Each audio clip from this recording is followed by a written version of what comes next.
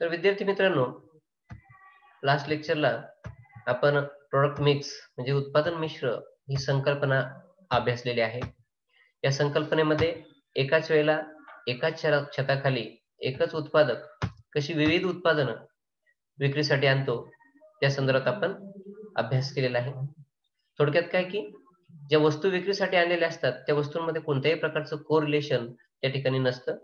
वेगवेगळ्या उपयोगाच्या आणि वेगवेगळ्या प्रकारच्या वस्तू त्या ठिकाणी बाजारपेठेमध्ये विक्रीसाठी आणण्याचं स्वातंत्र्य उत्पादकांना असतं. हे आपण पाहिलेलं आहे. म्हणजे कुठल्याच प्रकारचं बंधन नाही, की याच प्रकारचं उत्पादन केलं पाहिजे.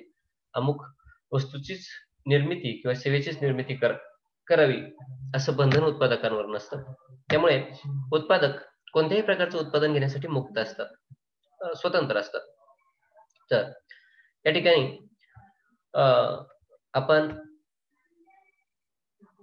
उत्पादन मिश्राचे डावपेच उत्पादन मिश्र निर्णय घेण्याचे डावपेच अभ्यासले आहेत. उत्पादन मिश्राचा विस्तार कसा करायचा आहे, उत्पादन मिश्राचा संकोच कसा कसा करायचा आहे. मला वाटतंय या मुद्द्यांचं थोडक्यात स्पष्टीकरण मी या ठिकाणी देतो. तत्पूर्वी आपण काय शिकलोय, उत्पादन मिश्रावर परिणाम करणारे घटक. लोकसंख्या वाढली तर उत्पादन मिश्रावर कसा परिणाम होतो, ग्राहकांचे उत्पन्न वाढले तर उत्पादन मिश्रावर कसा परिणाम होतो, ग्राहकांची वर्तणूक बदलली म्हणजे त्यांच्या सवयी, आवडीनिवडी, गरजांचा प्राधान्यक्रम, श्रद्धा बदलल्या तर उत्पादन मिश्र कसं बदलतं. बाजारपेठेमध्ये प्रचंड स्पर्धा असेल. हे बघा, पार्टिसिपंट जे आहेत ना 78 होते ते आता 76 पर्यंत आलेत. मीटिंग मधून ते रिमूव्ह होत आहेत, एक्झिट होत आहेत. ही गोष्ट अतिशय वाईट आहे. माझ्याकडे रेकॉर्ड असतं कोण मुलं आता अटेंड करतात आणि कोण एक्झिट झाली आहेत. त्यामुळे काळजी करा. त्यानंतर बाजारपेठेतील स्पर्धा झाल्यानंतर उत्पादनातील बदल बघा, साधारणपणे उत्पादन तंत्र बदललेले आहे, तुम्हाला माहित आहे. आणि पूर्वीच्या वस्तूंच्या तुलनेत आज नवीन प्रकारच्या वस्तू, नवीन उपयोगाच्या वस्तू ग्राहकांना हव्या असतात. त्यामुळे उत्पादनामध्ये बदल करणं अपेक्षित असतं. बऱ्याचदा जुनी उत्पादनं बंद करून नवीन उत्पादनं सुरू करावी लागतात. त्यानंतर भांडवलाचा अभाव किंवा वित्तपुरवठ्याचा अभाव. वित्तपुरवठा कमी असेल तर उत्पादन मिश्रावर त्याचा प्रतिकूल परिणाम होतो. म्हणजे काही उत्पादनं बंद करावी लागतात आणि जुन्या यंत्रसामग्रीमध्ये नवीन उत्पादनं करण्याचा प्रयत्न त्या ठिकाणी करावा लागतो. तर या ठिकाणी उत्पादन मिश्राचे निर्णय घेण्याविषयीचे डावपेच किंवा धोरणं जे आहेत, तर त्यामध्ये पहिला डावपेच आहे उत्पादन मिश्राचा विस्तार करणे. उत्पादन मिश्राचा विस्तार करणे म्हणजे काय, की पूर्वी जेवढ्या प्रमाणात वस्तूंची निर्मिती केली जात होती, उदाहरणार्थ रेफ्रिजरेटर, वॉशिंग मशीन, टीव्ही, त्याच्यानंतर मोबाईल फोन्स, बघा वेगवेगळ्या प्रकारच्या वस्तू आहेत ह्या. वह्या, पेन, हे वेगवेगळ्या पद्धतीच्या वस्तू आहेत. पण एकाच छताखाली त्याची निर्मिती केली जाते. तर इथे म्हटले उत्पादन मिश्राचा विस्तार करणे. जेवढ्या वस्तू उत्पादित केल्या जातात, जेवढ्या प्रकारच्या वस्तू, त्यापेक्षा जास्त प्रकारच्या वस्तू उत्पादित करण्याचा प्रयत्न त्या ठिकाणी केला जातो. म्हणजे बघा, उत्पादन मिश्र संदर्भात निर्णय घेत असताना उत्पादन मिश्राचा विस्तार करायचा असेल, तर तुम्हाला त्या ठिकाणी अनेक उत्पादनं या उत्पादन प्रक्रियेमध्ये अंतर्भूत करावी लागतात, समाविष्ट करावी लागतात. त्यानंतर उत्पादन मिश्राचा संकोच. कधी-कधी परिस्थिती सापेक्ष बदल करायचे असतात. त्यामुळे अ, गरज बदलली, काळ बदलला, त्यावेळेला जुनी उत्पादनं बंद करावी लागतात. याला म्हणतात उत्पादन मिश्राचा संकोच करणे. म्हणजे पूर्वी ज्या प्रमाणात उत्पादनं घेतली जात होती, त्यापेक्षा कमी प्रमाणात उत्पादनं घ्यायची आहेत. त्याला म्हणायचंय उत्पादन मिश्राचा संकोच करणे. नंतर 3 उत्पादनात सुधारणा. बघा, उत्पादन मिश्राचे निर्णय घेण्यासंदर्भात उत्पादनात सुधारणा करण्याविषयीचा जो निर्णय आहे, तो अतिशय महत्त्वपूर्ण ठरतो. कारण कालपरत्वे ग्राहकांच्या गरजा बदलतात, आवडी बदलतात. रंग, वस्तूचा रंग बदलावा लागतो, वस्तूच्या चवीमध्ये बदल करावा लागतो, वस्तूच्या आकारात बदल करावा लागतो, वस्तूच्या दर्जामध्ये बदल करावा लागतो आणि त्यामुळे उत्पादनात सुधारणा केली तर निश्चितपणे उत्पादन मिश्रविषयीचा निर्णय त्या ठिकाणी वेगळा घेतला जातो. उत्पादन वगळणे. बघा, वगळणे म्हणजे ते उत्पादन करणे थांबवणे किंवा तोट्यातील एखादं उत्पादन असेल किंवा ज्या उत्पादनाला मागणी नसेल ग्राहकांकडून, असं उत्पादन त्या ठिकाणी उत्पादन प्रक्रियेतून वगळावं लागतं, म्हणजे बाजूला करावं लागतं, ते उत्पादन थांबवावं लागतं. त्यानंतर अधिक किमतीची उत्पादने, त्याला ट्रेडिंग अप असं त्या ठिकाणी म्हटलेलं आहे. बऱ्याचदा काय होतं, जुनी उत्पादनं बाजारपेठेमध्ये विकली जात असतानाच नवीन प्रकारची उत्पादनं इंट्रोड्यूस केली जातात उत्पादकांमार्फत आणि ही उत्पादनं उत्पादित करण्यासाठी जो खर्च येतो तो भरून काढण्यासाठी त्या उत्पादनाची किंमत जास्त असावी लागते. बघा, हे सुधारित उत्पादन अधिक किमतीचे असते, जुने उत्पादन कमी किमतीचे असते. त्यामुळे काय होतंय, जुनी उत्पादनं विकताच हळूहळू नवीन उत्पादने बाजारपेठेमध्ये आणली जातात. त्याला ट्रेडिंग अप असं त्या ठिकाणी म्हटलं जातं. फॉर एक्झाम्पल, पूर्वी फॅनचं उत्पादन केलं जात असेल, त्याचं उत्पादन खर्च प्लस नफ्याचं मार्जिन मिळून फॅनची किंमत ₹500 असं गृहीत धरा. परंतु पुढच्या महिन्यात किंवा नेक्स्ट टाइमला फॅनचं उत्पादन जेव्हा केलं तेव्हा मटेरियल कॉस्ट वाढली, लेबर कॉस्ट वाढली, वेजेस म्हणत आपण त्याला, आणि त्यामुळे त्या फॅनची किंमत 500 ऐवजी 600 करणं अपेक्षित आहे. किंवा दुसऱ्या प्रकारचं उत्पादन आहे, की पूर्वी जे उत्पादन कमी किमतीला मिळत होतं, परंतु कालांतरानं जो इन्फ्लेशन महागाईचा दर जसा वाढतोय, तसं कच्च्या मालाच्या किमती वाढतायत, लेबर चार्जेस वाढतायत आणि अदर एक्सपेन्सेस वाढतायत, आणि त्यामुळे जुन्या किमतीप्रमाणेच नवीन उत्पादनाची किंमत त्या ठिकाणी ठेवता येत नाही. ती किंमत वाढवावी लागते आणि अशी नवीन किमतीची आणि जास्त किमतीची उत्पादनं बाजारपेठेमध्ये हळू इंट्रोड्यूस करावी लागतात. याला ट्रेडिंग अप असं त्या ठिकाणी म्हटलं जातं. नंतर घटत्या किमतीची उत्पादने. बऱ्याचदा काय होतं, की काही उत्पादनं कालबाह्य ठरण्याची भीती असते. त्या उत्पादनांना मागणी प्राप्त होत नाही ग्राहकांकडून. ग्राहक नवीन वस्तूंची मागणी करतात आणि त्यामुळे काय होतंय, जुन्या वस्तूंची मागणी कमी होते आणि मग ज्या वस्तूंची मागणी कमी होते, त्या वस्तू बाजारपेठेतून हळू त्या ठिकाणी कमी देखील कराव्या लागतात. ट्रेडिंग अपमध्ये काय पाहिले आपण? जुन्या वस्तूंबरोबर नवीन वस्तू बाजारपेठेमध्ये हळू वाढविणे. आणि घटत्या किमतीची उत्पादन निर्मिती म्हणजे काय, की नवीन उत्पादन वाढवत असताना जुन्या वस्तू बाजारपेठेतून हळू कमी करणे, याला घटत्या किमतीची उत्पादन निर्मिती असं त्या ठिकाणी म्हटलं जातं. त्यानंतर उत्पादनात वैविध्यपूर्णता, व्हरायटी म्हणतो आपण, डायव्हर्सिफिकेशन. बघा, उत्पादन मिश्रमध्ये एकाच वेळेला अनेक प्रकारची उत्पादनं उत्पादित केली जातात आणि त्या उत्पादनांची विक्री करून जास्तीत जास्त नफा मिळवण्याचा प्रयत्न त्या ठिकाणी केला जातो. तात्पर्य काय आहे, की उत्पादकाचा जास्तीत जास्त नफा हा उद्देश पूर्ण व्हावा, साध्य व्हावा, यासाठी अनेक प्रकारची उत्पादक बाजारपेठेमध्ये आणत असतात आणि त्या उत्पादनांची विक्री करून जास्तीत जास्त नफ्याचं उद्दिष्ट पूर्ण करण्याचा प्रयत्न त्या ठिकाणी करत असतात. तर अशा प्रकारे आपल्याला उत्पादन मिश्रेचे निर्णय घेण्याविषयीचे डावपेच जे आहेत, तर ते डावपेच आपल्याला सांगता येतात. पुढचं टायटल आहे आपलं आजचं सिलेबस मधलं, product line and product mix, उत्पादन साखळी आणि उत्पादन मिश्र. तत्पूर्वी उत्पादन मिश्र ही जी संकल्पना आहे, इथे मी कर्सर आहे इथे बघा, ही संकल्पना आत्ताच आपण शिकलेलो आहोत. उत्पादन मिश्र म्हणजे काय, की एकाच छताखाली एकाच उत्पादकाकडून अनेक प्रकारच्या विविध उपयोगाच्या वस्तूंचं उत्पादन केलं जातं. त्याला उत्पादन मिश्र म्हणतात. म्हणजे उत्पादनांचं मिश्रण असतं. कुठल्याच एका प्रकारचं उत्पादन नसतं. ते उत्पादन एकमेकाला कोरिलेट करत नाही, म्हणजे परस्पर संबंधी नसतं. कधी-कधी कागदाची निर्मिती केली जाते, कधी-कधी पिशव्यांची निर्मिती केली जाते, कधी-कधी होम अप्लायन्सेसची निर्मिती केली जाते. म्हणजे मिक्सरची निर्मिती केली जाते. म्हणजे ती उत्पादनं जी आहेत ना, ती एकमेकांना कोरिलेट करत नाही. याचा अर्थ काय? उदाहरणार्थ आता बघा, फ्रिज आहे. फ्रिजची निर्मिती करत असतील उत्पादक, तर फ्रिजशी रिलेटेड ज्या वस्तू आहेत, त्याचे स्पेअर पार्ट्स आहेत, हं, त्याची निर्मिती करणं अपेक्षित आहे. परंतु ते झाले कोरिलेटेड वस्तू. किंवा इस्त्री आहे. इस्त्रीची निर्मिती करत असताना इस्त्रीसाठी लागणारा प्लग असेल, त्याची केबल असेल किंवा त्या इस्त्रीचे स्पेअर पार्ट्स असतील, त्याचं उत्पादन उत्पादक करतात. त्याला कोरिलेशन म्हणतात. पण इस्त्रीचं उत्पादन सोडून बऱ्याचदा फ्रिजचं उत्पादन केलं जातं, बऱ्याचदा वह्यांचं उत्पादन केलं जातं, बऱ्याचदा पिशव्यांचं उत्पादन केलं जातं. याला म्हणायचे उत्पादन मिश्र. म्हणजे ही उत्पादने एकमेकांना कोरिलेट करत नाही. एका उत्पादनावर दुसरं उत्पादन अजिबात अवलंबून नसतं. ते म्हणत आपण प्रॉडक्ट मिक्स, उत्पादन मिश्र. आपल्याला उत्पादन मिश्राविषयी आता माहिती समजली. आता आपल्याला समजून घ्यायचंय उत्पादन साखळी, प्रॉडक्ट लाईन. इथं या लाईनमध्ये उत्पादनांचं कोरिलेशन असतं, परस्पर संबंध असतो. बघा, आता उत्पादन साखळी म्हणजे काय आपण समजावून घेऊयात.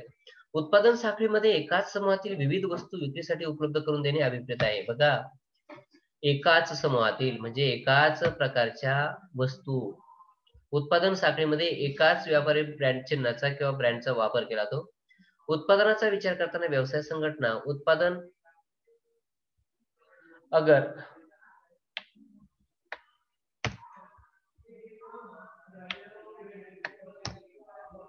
विशिष्ट वस्तूंचे उत्पादन अथवा साखळी पद्धतीचे उत्पादन धोरण ठरवित असते. साखळी उत्पादनात विविध समान गरजांची पूर्तता करणारे उत्पादन उपभोक्त्यांपर्यंत नेणे अपेक्षित आहे. बघा, समान गरजांची पूर्तता करणारे उत्पादन, फॉर एक्झाम्पल पावसाळी ऋतूसाठी रेनकोट, छत्री, प्रवासी बॅग व साहित्य हे एकाच समूहातून पुरवले जाते, किंवा लेखन सामग्रीत pen, paper, compass box, pencil, eraser, sharpener या उत्पादनाचा या प्रकारचं उत्पादन साखळीमध्ये घेतलं जातं. म्हणजे ही उत्पादनं जी आहेत उत्पादन साखळीतली, ती एकमेकांना कोरिलेट करतात, ती परस्पर संबंधी असतात. आता तुमच्या लक्षात आलं असेल, उत्पादन मिश्रमध्ये जी उत्पादनं घेतली जातात ती परस्पर भिन्न असतात. त्यांच्यामध्ये कोणतंच परस्पर संबंध किंवा कोरिलेशन नसतं. पण उत्पादन साखळीमध्ये मात्र जी उत्पादनं घेतली जातात त्या उत्पादनांचा परस्पर संबंध असतो. एका प्रकारच्या उत्पादनावर दुसरं उत्पादन अवलंबून असतं. उदाहरणार्थ pen, paper, compass box, okay, pencil, ink, त्यानंतर इरेझर, अशा प्रकारची उत्पादनं आहेत आणि ही उत्पादनं निश्चितपणे एकमेकांना कोरिलेट करतात. उदाहरणार्थ पेपर आहे तुमच्याकडे, लिहायचा आहे पण पेन नाहीये, तर पेनची आवश्यकता आहे. पेनने लिहिलेलं आपण इरेज करू शकणार नाही, मग पेन्सिलची आवश्यकता आहे. मग इरेज करायचं आहे तर इरेझरची आवश्यकता आहे. पेन्सिलला शार्पन करायचं आहे तर शार्पनरची आवश्यकता आहे. कंपास बॉक्सची आवश्यकता आहे. त्यामध्ये विविध प्रकारचं साहित्य असतं पेपरवर आकृत्या काढण्यासाठी. हे लक्षात घ्या. उत्पादन साखळीमध्ये जी उत्पादनं घेतली जातात ती एकमेकांना परस्परांना कोरिलेट करतात आणि त्यामुळे उत्पादन साखळीमध्ये जी उत्पादनं विशिष्ट उत्पादकामार्फत घेतली जातात ती एकमेकांशी निगडीत असतात, ती एक कोरिलेट करतात आणि त्यामुळे त्या उत्पादनामध्ये उत्पादनाची साखळी निर्माण होते. पेनची निर्मिती, पेपरची निर्मिती, कंपास बॉक्सची निर्मिती. बऱ्याचदा काय होतं, पेन घेतलाय पण पेपर हवाय, पेपर हवाय, पेपर घेतलाय पण कंपास बॉक्स हवे आहे, कंपास बॉक्स घेतली पण आता पेन्सिल संपली, पेन्सिल हवी आहे. म्हणजे बघा, एक प्रकारची साखळी निर्माण होते त्या उत्पादनांमध्ये. म्हणजे ही उत्पादनं परस्पर संबंधी असतात. इथे तुम्हाला एकच गोष्ट निश्चितपणे पुन्हा एकदा सांगतो, उत्पादन साखळी आणि उत्पादन मिश्र यामध्ये मूलभूत फरक आहे. तो असा आहे की उत्पादन मिश्रमध्ये जी उत्पादनं घेतली जातात ती परस्पर भिन्न असतात, एकमेकांशी संबंधित नसतात आणि उत्पादन साखळीमध्ये जी उत्पादनं घेतली जातात ती मात्र परस्पर अवलंबी असतात. एकमेकांचा संबंध एकमेकांशी असतो. ठीक आहे. मला वाटतंय की तुम्हाला हे स्पष्टीकरण पुरेसं असेल. आता बघा, उत्पादन मिश्र म्हणजे उत्पादन साखळीविषयी त्यांनी सांगितले की कोरिलेशन असलेली उत्पादनं त्या ठिकाणी असतात. उत्पादन मिश्रमध्ये काय आहे? यामध्ये संयुक्त उत्पादन विक्रीस उपलब्ध करून देणे अपेक्षित आहे. संयुक्त म्हणजे एकाच वेळी दोन प्रकारची उत्पादनं किंवा एकाच वेळेला अनेक प्रकारची उत्पादनं. संयुक्त म्हणजे काय?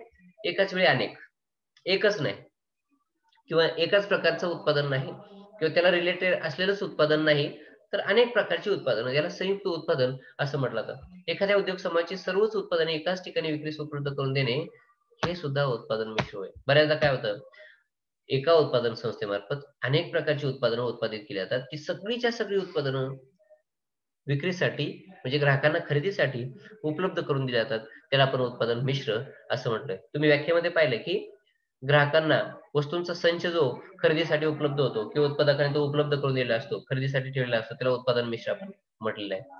उत्पादन मिश्र संरचनेत विस्तारित प्रमाण व सातत्य या घटकांचा समावेश होतो. विस्तारित प्रमाण म्हणजे काय?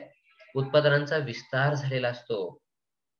बरोबर? म्हणजे एकाच प्रकारची उत्पादनं केली जात नाही तिथे. अनेक प्रकारची, अनेक उपयोगाची उत्पादनं त्या ठिकाणी घेतली जातात. कधी-कधी सूक्ष्म वस्तूंचं उत्पादन केलं जातं. कधी-कधी मोठ्या वस्तूंचं, आकाराने मोठ्या असलेल्या वस्तूंचंही उत्पादन केलं जातं. एका वस्तूचा वापर ह्या दुसऱ्या वस्तूच्या वापरापेक्षा निश्चितपणे वेगळा असतो. उदाहरणार्थ पेनचा वापर हा लिहिण्यासाठी असतो आणि पिशवीचा वापर हे वस्तू एका ठिकाणाहून दुसऱ्या ठिकाणी कॅरी करण्यासाठी होतो. म्हणजे पेन आणि पिशवी यांचं कोरिलेशन आपण लावू शकत नाही. तरी सुद्धा उत्पादन मिश्रमध्ये अशी सर्व उत्पादनं ग्राहकांना खरेदीसाठी उपलब्ध करून दिलेले असतात. त्याला उत्पादन मिश्र आपण म्हटलं होतो. उत्पादन विस्तारित उत्पादन मिश्र या प्रकारात विविध उत्पादन साखळ्यांचा समावेश होतो. बघा, उत्पादन मिश्रमध्ये अनेक उत्पादन साखळ्या असतात, हे लक्षात ठेवा. आता उत्पादन साखळी म्हणजे काय की कोरिलेट करणारी उत्पादनं. मी म्हटलं पेन, पेन्सिल, कागद, इरेझर, शार्पनर, अशा अनेक प्रकारच्या उत्पादन साखळ्या त्या ठिकाणी असतात. हे झालं आता स्टेशनरीशी रिलेटेड. गृहोपयोगी वस्तूंशी रिलेटेड काय, मिक्सर, त्यानंतर फ्रीज, त्यानंतर ओव्हन, म्हणजे बघा, किंवा पॅन असेल, पॅन म्हणजे पेन नाही, तवा, लायटर, या गोष्टी एकमेकांना कोरिलेट करतात. अशी उत्पादन साखळी त्या ठिकाणी, म्हणजे गृहोपयोगी वस्तूंचं उत्पादन म्हणजे किचनमध्ये प्रामुख्याने ज्या वस्तू वापराव्या लागतात, चाकू असेल, सुरी म्हणूयात आपण त्याला, त्यानंतर तुमचं स्लायसर असेल, अनेक वस्तू हे एकमेकांना कोरिलेट करतात. म्हणजे त्या सगळ्या वस्तूंचा वापर किचनमध्ये स्वयंपाक करण्यासाठी होतो. ती एक स्वतंत्र उत्पादन साखळी झाली. त्यानंतर तुमचे इलेक्ट्रॉनिक अप्लायन्सेस, त्यामध्ये वेगवेगळ्या प्रकारच्या वस्तूंचं उत्पादन त्या ठिकाणी केलं जातं. उदाहरणार्थ तुमचा आता हॉल आहे.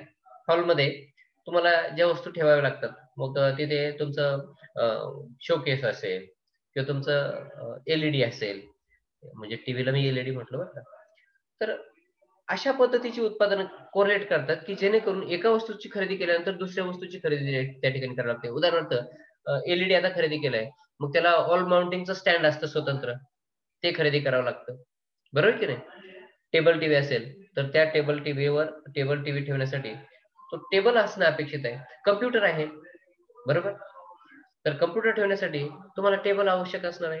कॉम्प्युटरचा टेबल, बरोबर? तो वेगळ्या पद्धतीने निर्माण केलेला असतो. मग टेबल आहे तर चेअर आली. चेअर आली, बरोबर? तुमचे डॉक्युमेंट्स ठेवण्यासाठी सेल्फ आलं. सेल्फ म्हणजे कपाट. तर अशा प्रकारची उत्पादन आहे. त्यांची एक स्वतंत्रपणे उत्पादन साखळी होते. बघा, स्टेशनरी साहित्य ते वेगळं होतं. घरगुती वापराच्या वस्तू असतील त्याची स्वतंत्र उत्पादन साखळी आहे. तर मला सांगायचं तात्पर्य काय आहे, की उत्पादन मिश्रमध्ये अनेक उत्पादन साखळ्या असतात. म्हणजे उत्पादन साखळीच्या तुलनेत उत्पादन मिश्र ही संकल्पना व्यापक संकल्पना आहे. उत्पादन मिश्रमध्ये अनेक प्रकारच्या उत्पादन साखळ्या अंतर्भूत झालेल्या असतात. बरोबर?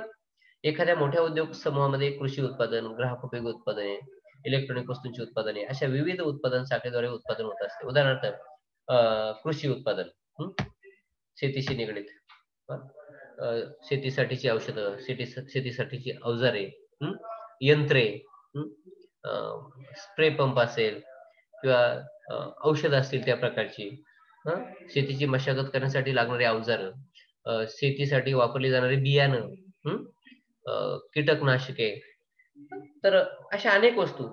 त्याचं झालं एक स्वतंत्र उत्पादन साखळी. म्हणजे कृषी उत्पादनांची एक उत्पादन साखळी, ग्राहकोपयोगी वस्तूंची एक उत्पादन साखळी, इलेक्ट्रॉनिक वस्तूंची एक उत्पादन साखळी. अशा अनेक उत्पादन साखळ्या उत्पादन मिश्रमध्ये अंतर्भूत झालेल्या असतात. आता मला तुम्ही उत्तर द्या चॅट बॉक्समध्ये, की उत्पादन साखळी ही संकल्पना व्यापक आहे, की उत्पादन मिश्र ही संकल्पना व्यापक आहे? तुम्ही उत्तर द्या. मी पुढे कंटिन्यू करतोय. एकाच प्रकारची वस्तू पण विविध रंगात, आकारात, किमतीत व दर्जात उपलब्ध असणे म्हणजे उत्पादन मिश्रचे प्रमाण अथवा खोली होय. यामध्ये उद्योग समूहात त्याच वस्तूचा एकूण भाग ठरविता येतो. बघा, एकाच प्रकारची वस्तू एकच आहे. उदाहरणार्थ मिक्सर, पण ती विविध रंगामध्ये उपलब्ध करून दिली जाते, विविध आकारामध्ये उपलब्ध करून दिली जाते.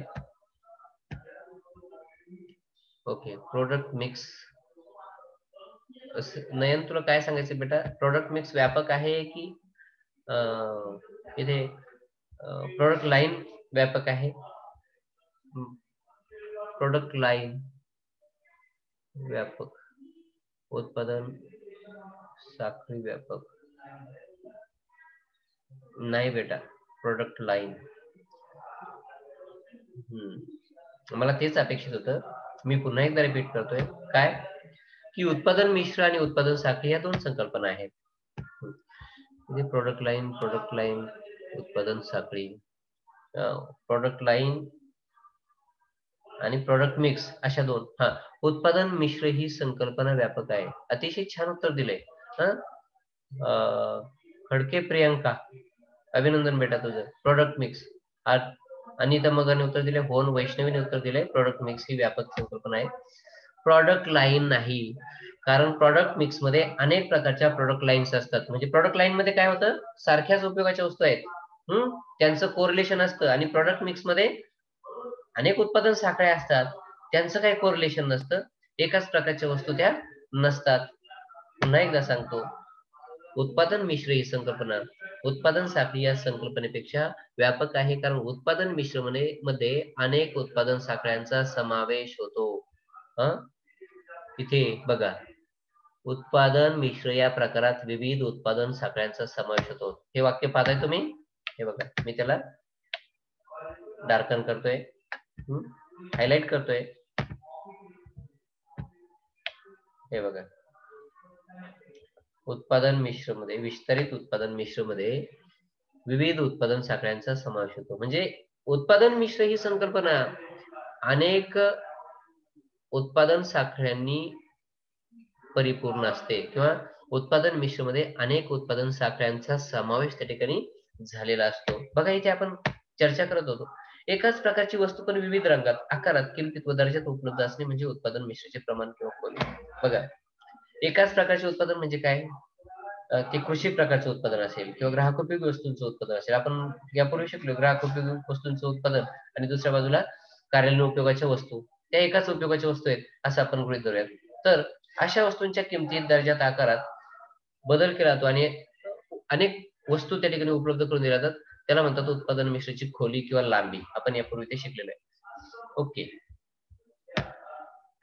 त्यानंतर आता बघा, उत्पादन मिश्राला सातत्य म्हणजे उत्पादन वस्तूंचे एकाच प्रकारच्या वापरात विविध उपयोग असणे होय. उदाहरणार्थ इलेक्ट्रॉनिक वस्तू आणि औद्योगिक अवजारे. बघा, त्यांचं सातत्य म्हणजे काय? इलेक्ट्रॉनिक वस्तू आणि औद्योगिक अवजारे. बघा, अलीकडे औद्योगिक अवजारे हे स्वयंचलित निघालेले आहेत, त्यामुळे त्याला काही तांत्रिक वस्तूंची आवश्यकता असते.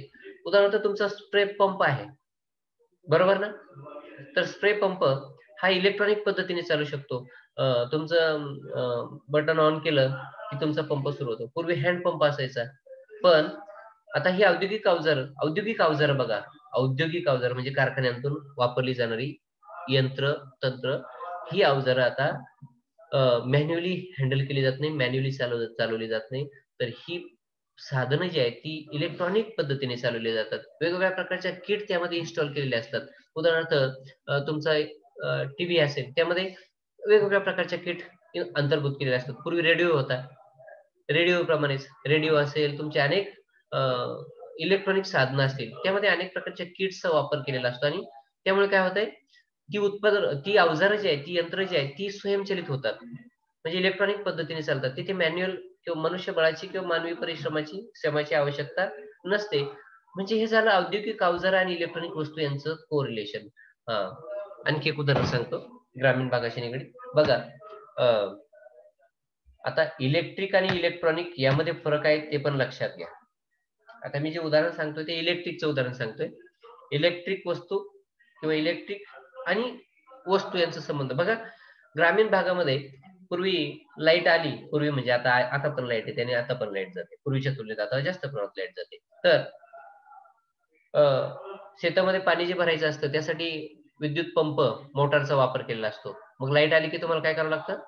तिथे बटन सुरू करायला जावं लागतं. परंतु अलीकडे ऑटो स्टार्टर आलेले आहेत. बघा, ते एक यंत्र आहे मोटार, आणि ते सुरू करण्यासाठी मॅन्युअली किंवा मनुष्यबळाची आता गरज राहिली नाही. तिथे इलेक्ट्रॉनिक पद्धतीने तो जो ऑटो स्टार्टर आहे बघा, ती एक वस्तू आहे, किट आहे, आणि त्याचा वापर करून तुमची मोटार जी आहे ती लाईट आल्यानंतर ऑटो स्टार्ट होते. आता बघा, हे झालं दोन उत्पादनांतील सातत्य. म्हणजे औद्योगिक अवजार किंवा मोटार हे तुमचं अवजार आहे आणि त्यासाठी वापरलेला स्टार्टर, या दोघा उत्पादनांमध्ये निर्माण झालेलं सातत्य म्हणजे काय? एका वस्तूचं उत्पादन हे दुसऱ्या वस्तूच्या उत्पादनावर अवलंबून असतं. उदाहरणार्थ शेतीसाठी वापरलं जाणारं यंत्र म्हणजे मोटार, ते कशावर डिपेंड करतं? इलेक्ट्रॉनिक वस्तूवर. म्हणजे इलेक्ट्रॉनिक वस्तूंची उत्पादनं, शेती उपयुक्त उत्पादनं ही एकमेकांना कोरिलेट करतात. याला म्हणतात उत्पादनातील सातत्य, की जे आपण मागच्या चार्टमध्ये शिकलेलो आहे. अशा प्रकारे संयुक्त उत्पादन मिश्र, त्यानंतर विस्तारित उत्पादन मिश्र व सातत्याने केले जाणारे उत्पादन मिश्र हे उत्पादन मिश्राच्या रचनेतील प्रमुख घटक आहेत. बघा, संयुक्त उत्पादन मिश्र म्हणजे काय? एकाच वेळेला अनेक प्रकारचे उत्पादन केले जातात. विस्तारित उत्पादन मिश्र म्हणजे काय? पुन्हा त्याला मी म्हणेल की उत्पादन मिश्रमध्ये अनेक प्रकारच्या उत्पादन साखळ्यांचा समावेश होतो. आणि व सातत्य म्हणजे काय? की वेगवेगळ्या गटामध्ये वेगवेगळ्या वापराची जी उत्पादनं केली जातात ती उत्पादने एकमेकांना कोरिलेट करतात. याचा अर्थ उत्पादन मिश्रच्या रचनेमध्ये हे उत्पादन मिश्र, संयुक्त उत्पादन मिश्र, विस्तारित उत्पादन मिश्र व सातत्य हे 3 प्रमुख घटक उत्पादन मिश्र मध्ये आपल्याला आढळून येतात. तर मला वाटतं की तुम्हाला उत्पादन मिश्र आणि उत्पादन साखळी या 2 घटकांतला प्रमुख अर्थ समजला असेल. कुणी मला सांगू शकेल का उत्पादन साखळी म्हणजे काय?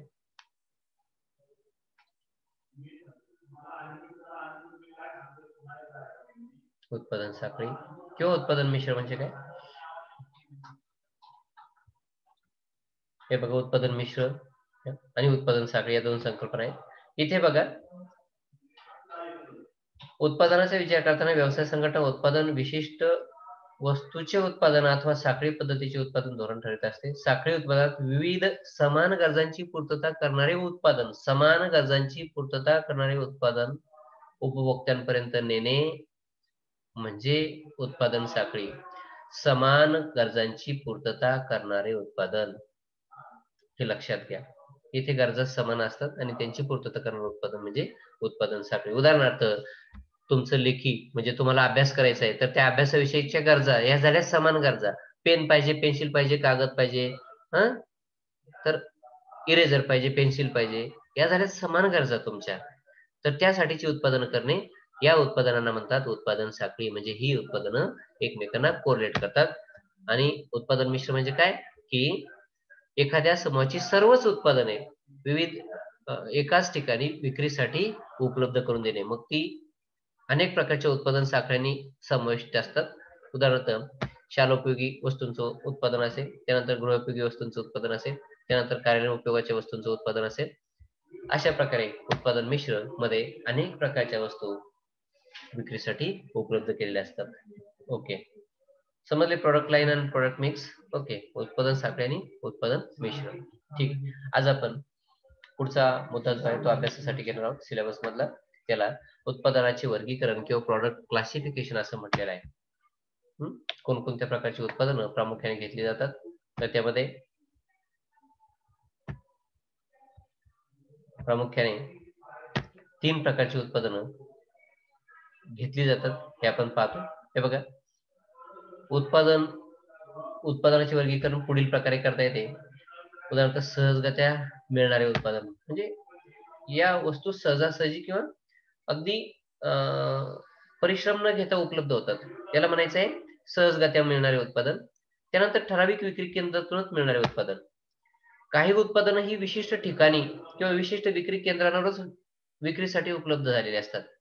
आणि तिसऱ्या प्रकारचं उत्पादन आहे विशिष्ट उत्पादने.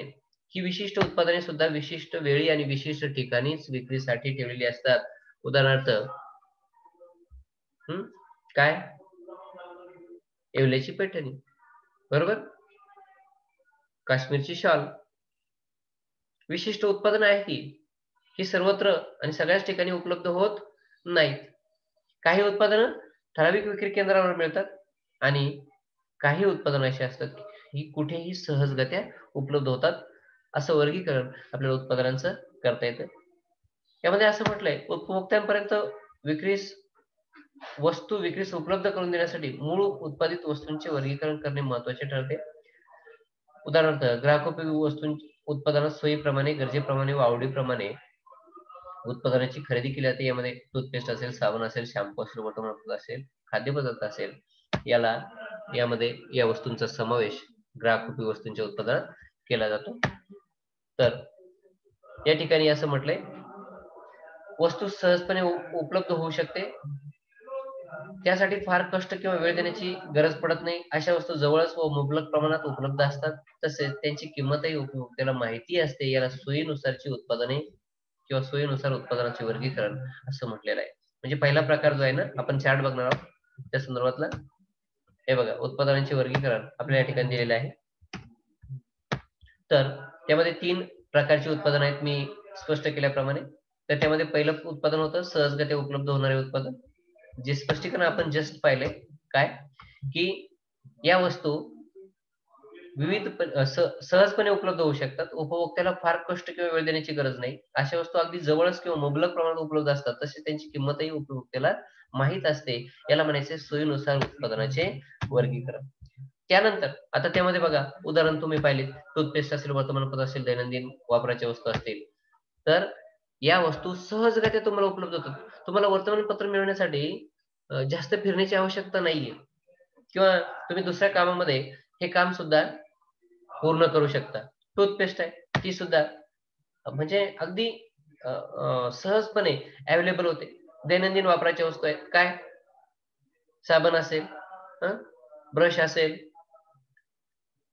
किराणा वस्तू असतील, फूड प्रोडक्ट्स असतील. या सगळ्या वस्तू तुम्हाला अगदी सहजगत्या उपलब्ध होतात. पुढे ठराविक विक्री केंद्रांवरच उपलब्ध होणारे उत्पादन. बघा, इथे म्हटले पोशाख किंवा कपडे, फर्निचर, वाहने. बघा, मोटारींची शोरूम्स जे आहेत, म्हणजे कारचे शोरूम असतील किंवा बाईक्सचे शोरूम असतील, हे लिमिटेड असतात. विशिष्ट ठिकाणी ते केंद्रित झालेले असतात आणि ग्राहकांना अशा वस्तू खरेदी करण्यासाठी त्या ठिकाणाला व्हिजिट करावी लागते किंवा त्या विक्री केंद्राला व्हिजिट करावी लागते. ते काही तुम्हाला चालता चालता रस्त्याच्या कडेला सहजपणे मिळणारं उत्पादन नाहीये. पोशाखाच्या बाबतीत, आता पोशाखाच्या बाबतीत मी म्हणेल की स्पेशलाइज्ड पोशाख जो असेल तो पोशाख, म्हणजे तुम्हाला अगदी तेच उत्पादन खरेदी करायचंय. तुमच्या आजूबाजूला जशी ग्रोसरीची फूड मार्केट्स जे असतात किंवा मेंटेनन्सची दुकानं असतात, अगदी तशीच कपड्यांची दुकानं त्यांची अगदी रेलचेल असते असं नाही. शहरांमधून ते असतील कदाचित, पण ग्रामीण भागामध्ये मात्र ते अजिबात नसतात. मग त्यांना, त्या ग्राहकांना कपडे किंवा पोशाख खरेदी करण्यासाठी त्या ठिकाणाला व्हिजिट करावी लागते, त्या विक्री केंद्राला व्हिजिट करावी लागते. अशी उत्पादनं फक्त विशिष्ट किंवा ठराविक विक्री केंद्रांवरच उपलब्ध असतात. उदाहरणार्थ फर्निचर, वेगवेगळ्या कंपन्यांचे फर्निचर त्यांनी ज्या ठिकाणी तुमच्यासाठी सोयीसाठी शोरूम्स किंवा मार्केट्स निर्माण केले असतील, त्याच ठिकाणी ते फर्निचर मिळू शकतं. अगदी ऑर्डिनरी आजूबाजूला आपल्या ते फर्निचर उपलब्ध होणार नाही. काही कारचे शोरूम काही ठिकाणीच आहेत. सगळ्याच कारचे शोरूम किंवा सगळ्याच वाहनांचे शोरूम सगळ्याच ठिकाणी नाही. मग तुम्हाला विशिष्ट त्या विक्री केंद्रावर जाऊन त्या वस्तूंची खरेदी करावी लागते. याला म्हणतात ठराविक विक्री केंद्रावर उपलब्ध होणारे उत्पादन आणि विशिष्ट उत्पादने. बघा, त्यामध्ये स्पेसिफिक प्रोडक्ट्स आपण म्हणतो, औषधे, ही विशिष्ट उत्पादन आहेत. ही उत्पादनं सर्वच लोक करत नाही. त्यामध्ये विशिष्ट प्रकारचं नॉलेज धारण केलं असेल किंवा तशी पात्रता धारण केली असेल आणि असं उत्पादन त्या स्पेसिफिक आजारासाठी झालेलं असतं, त्याला विशिष्ट उत्पादन असं त्या ठिकाणी म्हटलं जातं. उदाहरणार्थ विशिष्ट वाहने, रेसर कार म्हणूयात आपण, ती विशिष्ट उद्दिष्ट डोळ्यासमोर ठेवून उत्पादित केलेली असते. आले लक्षात तुमच्या? म्हणजे ती उत्पादनं जी आहेत ना, ती विशिष्ट प्रकारच्या उपयोगासाठीच बनवलेली असतात. उदाहरणार्थ तुमची बॅट क्रिकेट खेळण्यासाठी, एकमेकांना मारण्यासाठी नाही. येते लक्षात? म्हणजे ही विशिष्ट उत्पादन आहे. तर आता मला उत्पादन साखळीच्या संदर्भात सांगायचं होतं. तुमचा आता बॅटचा विषय निघाला म्हणून मी सांगतो. बघा, तुमचं क्रिकेटसाठी आवश्यक असणारा बॉल असेल, बॅट असेल, तुमचे हेल्मेट असेल, तुमचे ग्लोव्ज असतील, तुमचा पोशाख असेल त्या पद्धतीचा, तुमचे शूज असतील, तुमचे सॉक्स असतील, बरोबर, तुमची ट्रॅव्हल बॅग असेल, ही झाली उत्पादन साखळी. एकाच प्रकारची उत्पादन, म्हणजे काही गरजा भागवण्यासाठी एकमेकांशी कोरिलेशन असलेली उत्पादनं जे आहेत ना, ती त्या ठिकाणी उत्पादित केली जातात. त्याला म्हणायचे उत्पादन साखळी. येते लक्षात? आता विशिष्ट वाहने किंवा विशिष्ट औषधे, विशिष्ट प्रकारच्या आजारावरची औषधं. बघा, लक्षात घ्या. नंतर प्रासंगिक पेराव. आपली वेळ संपते बेटा, आता एक मिनिटापेक्षा सुद्धा कमी वेळ लागलाय, तर आपण जेवढं शक्य आहे तेवढं कंटिन्यू करूयात. उरलेला पाठ आपण नंतर बघूया. प्रासंगिक पेहराव. आता बघा, दिवाळी आली, दसरा येतो, विविध प्रकारचे सण येतात, विविध प्रकारचे उत्सव येतात, लग्न कार्य असतं, अनेक प्रकारचे वेगवेगळे कार्यक्रम असतात. वेगवेगळ्या ठिकाणी वेगवेगळ्या प्रकारचा ड्रेस परिधान करण्याची गरज असते, आवश्यकता असते, किंवा आपण त्याला काय म्हणूयात, हे बघा, उशिरा आठवण देते, कर्डिले विवेक, बाळा हे असं वर्तन अजिबात करायचं नाही, मला हे अजिबात पसंत नाहीये.